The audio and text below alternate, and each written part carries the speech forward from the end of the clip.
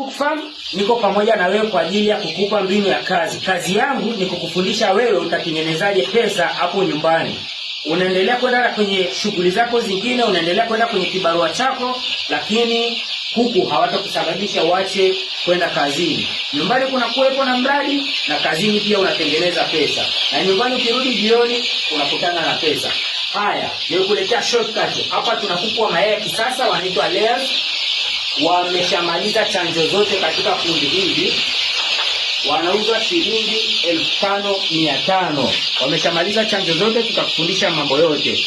Hii ni brooder, sehemu ya kulelea vifaranga. Kwa ndani wakijisaidia kinyesi kinaingia katika eneo hili. Eneo hili ndio tunapofanya usafi. Hii tunavuta hivi kwa ajili ya kwenda kufanya usafi. Kifaranga hapa akifa haizi akafa kwa ajili ya magonjwa, labda afe kwa ajili hajapata chakula bora. Piga simu tukufundishe mambo yote. Njoo na shilingi 5,500 uchukue idadi yote huko utakayohitaji. Lakini pia kwa upande wa huku tuna cage. Hizi ni cage za chuma. Hizi ni za mbao. Hizi ni za chuma. Hapa tunaweza tukaweka vifaranga 100, 200, 300, 400. Kadri wanapozidi kuwa wakubwa tutapunguza. Maji yanaingia katika mfumo huu. Wakinywa maji wanakunywa maji kwa kutumia pipe hii hapa. Lakini kwa upande huu wa huko hapa